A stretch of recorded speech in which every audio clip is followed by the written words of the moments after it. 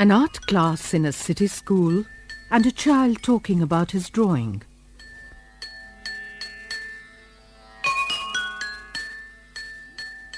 It's a tunnel. Tunnel? And what's underneath the tunnel? Train under the tunnel. And this?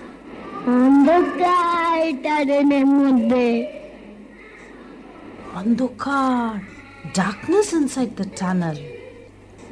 And what's this? Bridges and tunnels are bridge. One tunnel and one bridge.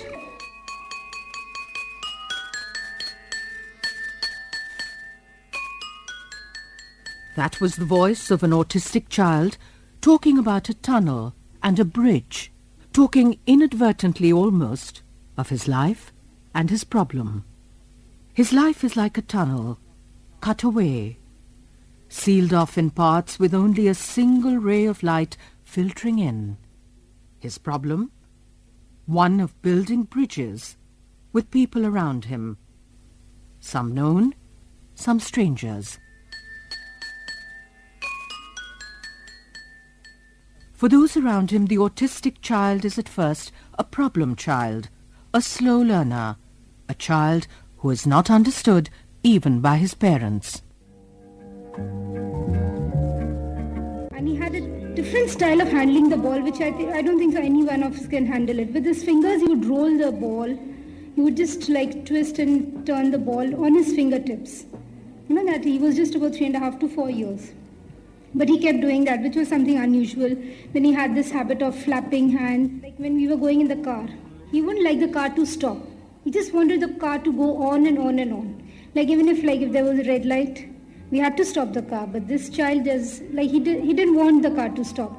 He would scream, shout, yell, throw a big tantrum. And the moment the car starts, he would be all right, absolutely, as if nothing has happened to him. The class teacher and the principal informed us that he's not behaving like a normal child in school.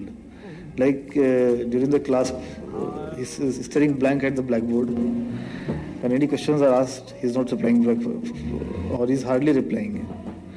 But suppose a poem is there, like in school you have poems like that, then he will repeat word by word. Those things he won't forget it. I can do so much. Are you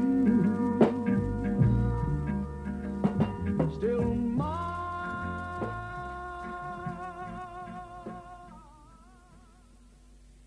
The problem shows up in many different ways, adding to the confusion.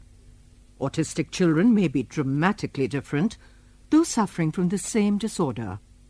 The behavioral patterns differ. IQ levels differ. It is, as they call it, a wide spectrum disorder. Diagnosis is difficult, especially in the lower socio-economic group. Dr. Amit Sen, Senior Consultant, Child and Adolescent Psychiatry at Sitaram Bhartiya Hospital, Delhi. Autism or Autism Spectrum Disorder is considered to be neurodevelopmental disorder, which starts very early in life, perhaps right from birth onwards, but is first recognized usually between the ages of 2 to 3 years. It is certainly different from what is popularly called mental retardation. In many ways, one prominent difference is that the difficulties, deficits, or deviations in development is in specific areas in the autism spectrum. They talk about a triad of symptoms in autism, which is, the first one is difficulties or deviations in language and communication. The second is in socialization. And the third is in certain kinds of behaviors and rigidities and stereotypies that one talks about. As far as the overall capability or intelligence is concerned, children in the autism spectrum can vary from being profoundly retarded to being exceptionally bright and intelligent. And yes, there are some people who are in the autism spectrum who do exceptionally well in their professions, particularly in their professions. They may struggle still in their relationships, in their marriages, in the way they relate to other people. The autistic world is a completely private, insulated world where no trespassers are allowed. This strictly private world is sadly not out of choice. They don't share not because they don't want to, but because they can't, because they don't know how.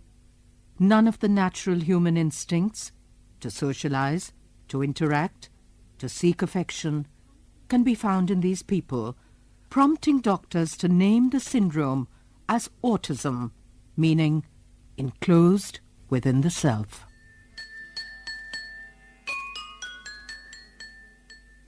Some autistic children are very good with numbers, can memorize remarkably well.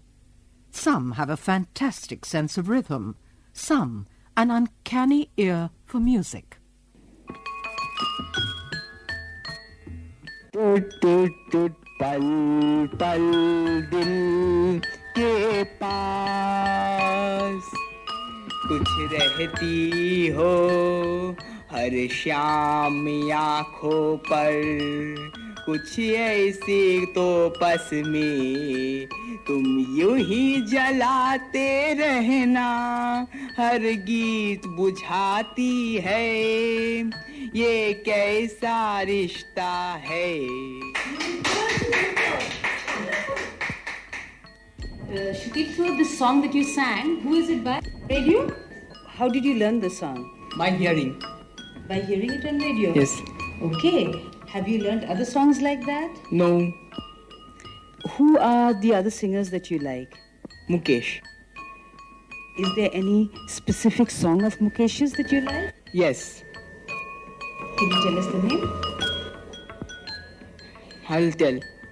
वक्त करता. Are there any other singers that you like very much? Yes. Such as? Talak Mahmud. I see. What about some of the new singers?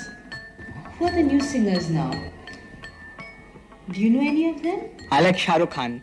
Oh, you like the actor Shah Rukh Khan. Which films of Shah Rukh Khan have you seen? मेरी याद तुमसे. Is that a film or a song? Song. It's a song? Yes. You want to sing us a couple of lines from that? Yes. Go ahead. मेरी याद तुमसे मुलाकात होगी मेरी याद तुमसे मुलाकात होगी मगर तुम न जाने मुलाकात होगी मेरा दिल है प्यासा मेरा दिल अकेला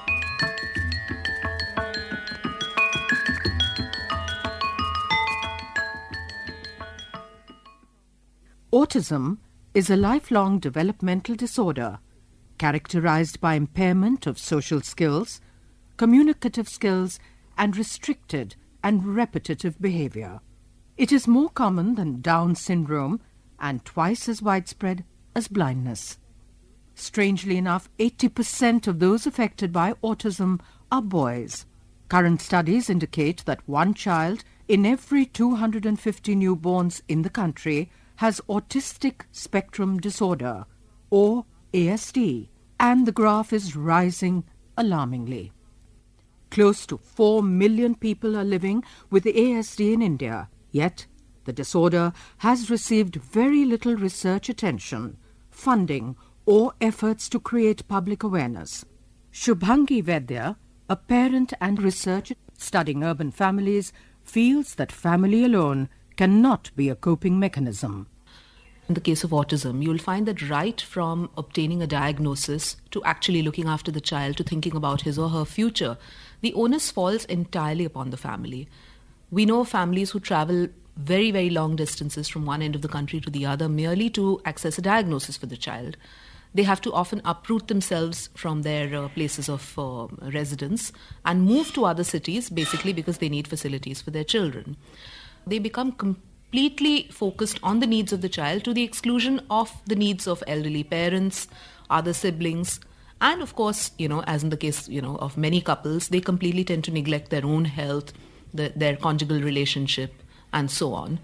Now, because of this, we often find a lot of difficulties, a lot of interpersonal difficulties, a lot of financial difficulties, a lot of social difficulties that families have to experience on account of the child's disability. And not on account of the disability per se, but basically because there are no supports that enable such families to negotiate the child's disability. Society has to chip in. There is no two ways about it. Mary Barua is a parent and a director of a non-profit organization called Action for Autism, or AFA. See, initially with autism what happens is that there are certain things the child seems to do very well. At the doctors I discovered he was very good at jigsaw puzzles. I didn't know that. I'd never given him a jigsaw puzzle before that. And so there are things he does well, there are things he can't do at all. He used to walk and run like other children, but he couldn't climb like other children did. So, you always felt that there was some kind of a little key that you had to find to unlock. So people often used that term earlier, unlocking the puzzle of autism, because if you don't know autism well enough from the inside, with an perspective from the person with autism, then you always feel that there is this little lock that you have to kind of find the right key to, and everything would be okay. It took me many years. I think Neeraj was around 9 when it started sinking in that autism was very, very different from, say, mental retardation, and that he needed to be worked with in a way completely different from the way you work with kids with mental retardation, and that this key that I'm thinking of doesn't exist. He is just a different person who belongs to a different culture called autism.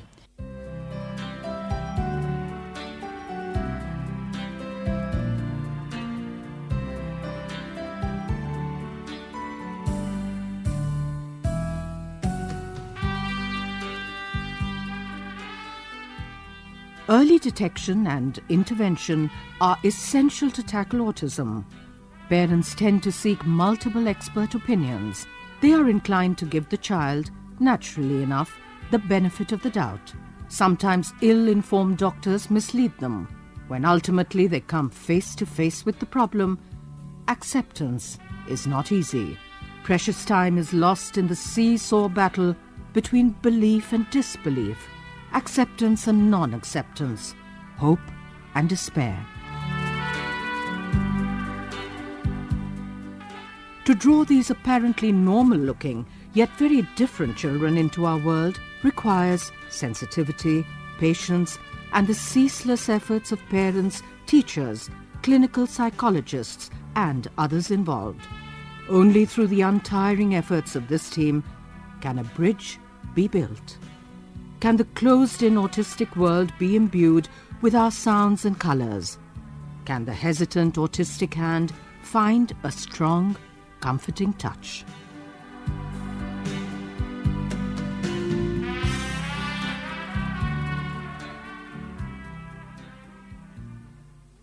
A clinical psychologist or a psychiatrist helps build bridges between parents and children, both of whom need help desperately. Dr. Amit Sen, psychiatrist. There are various behavioral philosophies or techniques which are used to address the behaviors which come in the way of learning, education, and socialization, very importantly socialization, because that's one of the main areas where the deficits are. A program called TEACH, which the main center here called the National Center for Autism adopts. So one of the biggest challenges of a therapist or anybody doing intervention is to pull the child out of their shell, so that the child then realizes that there are ways of negotiating through what probably is a huge maze and a very, very complex environment indeed for them. What about parents? They also need help. Oh yes, absolutely. The impact on the family is deep, and it can be very damaging indeed if the family, the parents, do not get adequate support or education or understanding about what it is all about. In fact, in our services, we often have family therapy, educating the family as an essential part of intervention.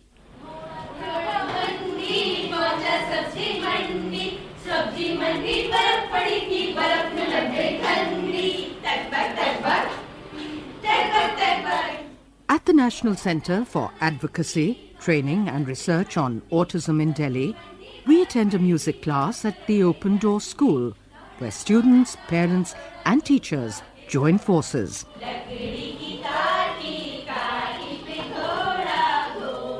What we would do first is an assessment, and figure out exactly what functional stage the child is at. But usually what we want to do right at the start is to teach them to enjoy interacting with the teacher. So we, even at the one-to-one sessions where we sit down and work with an individual child, we would first teach the child to enjoy, have fun, and use whatever is at the tabletop to really have fun. Because that's taking off from that, then he'll enjoy any kind of teaching that we do later. Indu Chaswal is a special educator at the Open Door School and Director Education with the NGO Action for Autism, AFA. We run a very unique program which is known as the Mother-Child Program, wherein mothers come from all over the country. When there are resource persons from AFA training the moms to work with their children, and many of them have gone back and they've started their own, like therapy groups in different parts. We run a diploma. We train teachers, special educators in autism. It's recognized by the Rehabilitation Council of India. We also conduct training workshops. A very important part of our program is creating awareness. And we are also involved actively in advocacy issues.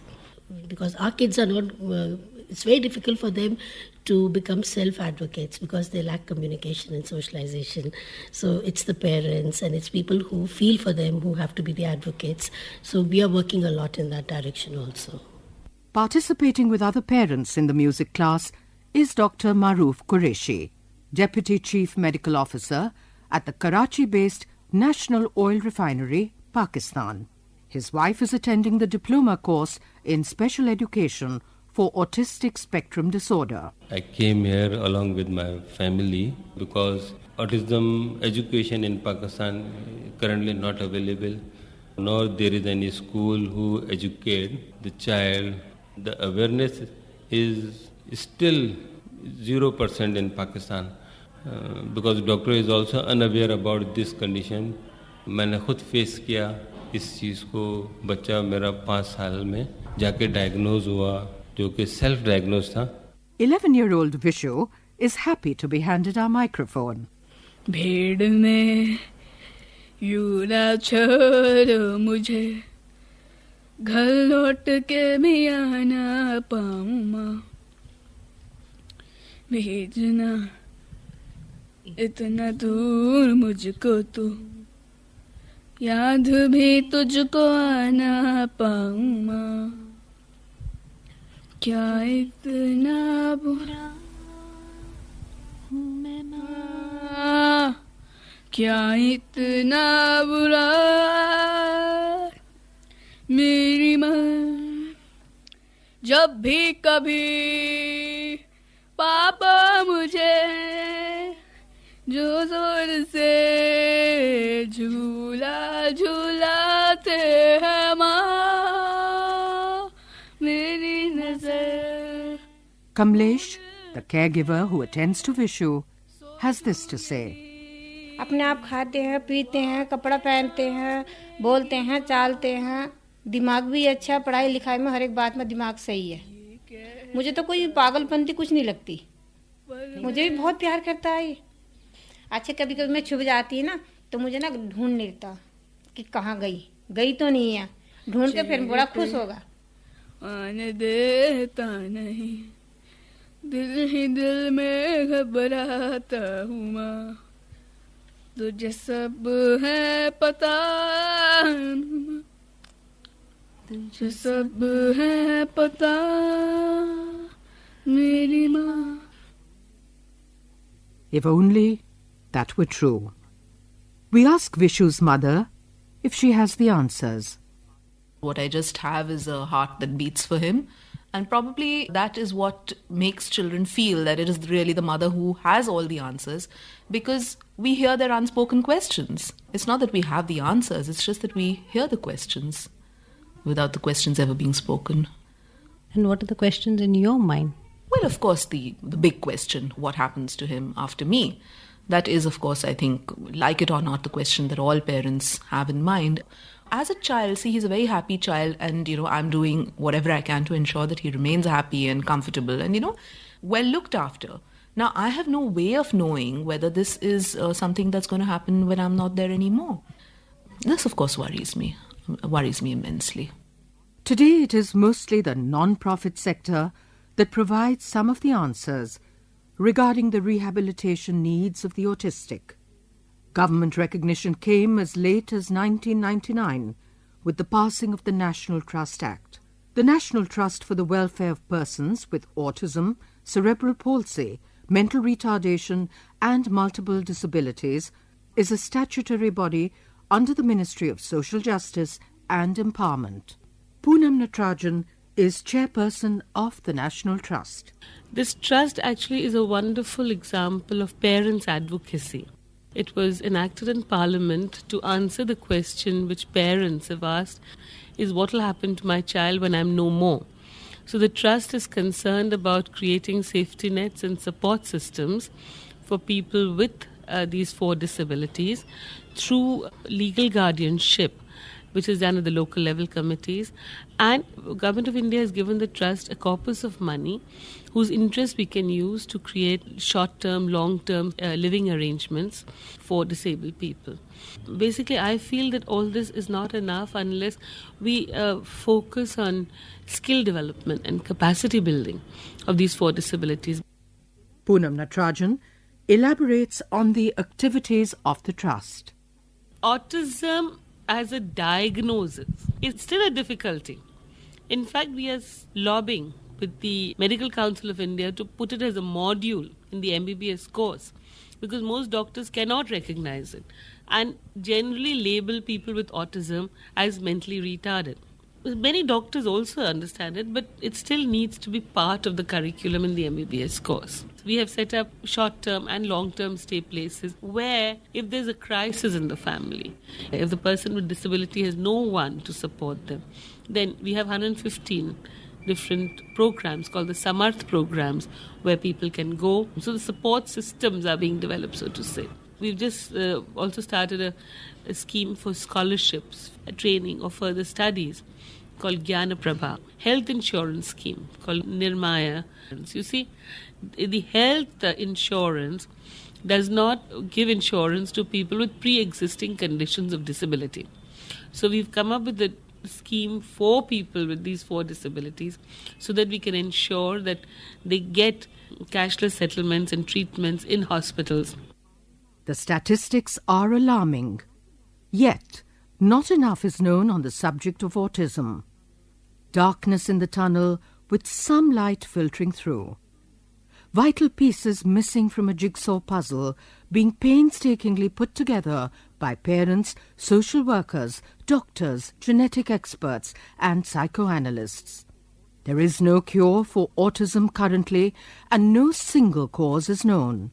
Although now we understand there is a huge genetic loading, which means it tends to run in families, by no means have we got all the answers and we still are struggling to do that. There is again a lot of research in the genetics of autism spectrum disorders and many chromosomes and sites on those chromosomes have been implicated, but those things keep changing over the years and now again the feeling is that perhaps it's multifactorial. And even in the genetics of it, it may be multifactorial. And the way it expresses in certain generations and why it does so. Are there other environmental factors such as the environment in the womb or birth difficulties and so on and so forth is not quite clear.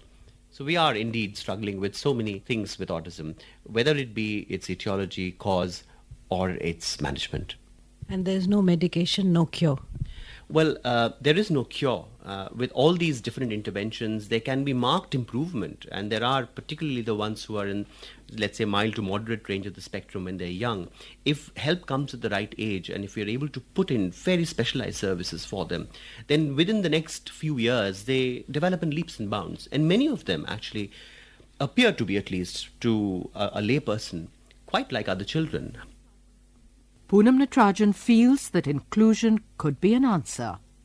The greatest oppression disabled people have had is social isolation. They've always been kept away in the last room in the house. In our culture, they've been taken care of. They have food, shelter, clothing, but not given opportunities of participating within the family, contributing as citizens, and really becoming part of the mainstream. We have to struggle hard to get inclusive education in our country. which is that children must study together. You see, special schools are good. We need them. I think we need them desperately for early intervention, 0 to 6 years. But I believe after 6 to 14, all children must study together, because the special school kind of isolates the child. And when they actually go out to work, then they're not able to cope with the outside world. So whether it works today or not, it is the only way forward. As Sarva Shiksha Abhiyan is providing, I think all states must work on that, so that then we can really, really get the full potential.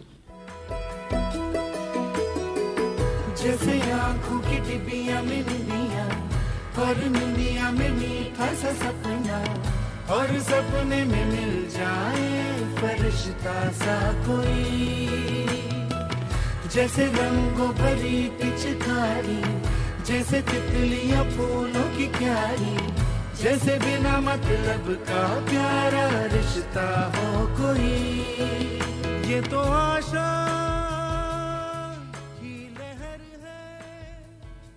A lot is being spoken about disability. We have films which have become absolute blockbusters.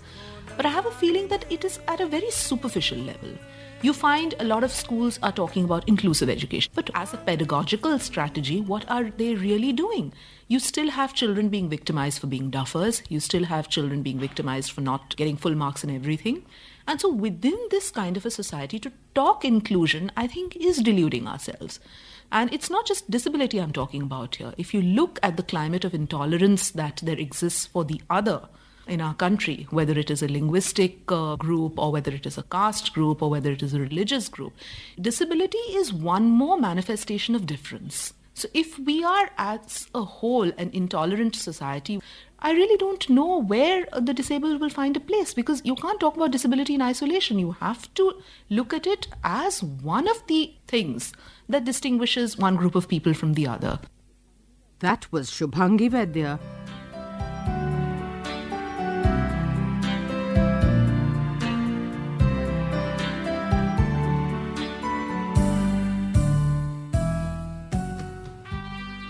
Action is important in autism. Action armed with understanding and love. Their tomorrows are made by those around every day, building bridges every moment, working towards the end of the tunnel. Now, we are trying to work on setting up residence where people can stay safely. They can go out and work maybe, but they can come back, and where there will be the resources to help them deal with their finances if need be, with the day-to-day living if need be. So it's just something that I've been struggling with for the last 15 years, setting up a place like this for our kids. I'm still struggling with that. It may happen, it may not happen. If it happens, great, before I die. If it doesn't happen, I can't worry about what will happen to him after I die. I'll do the best I can. We all do the best we can today, now.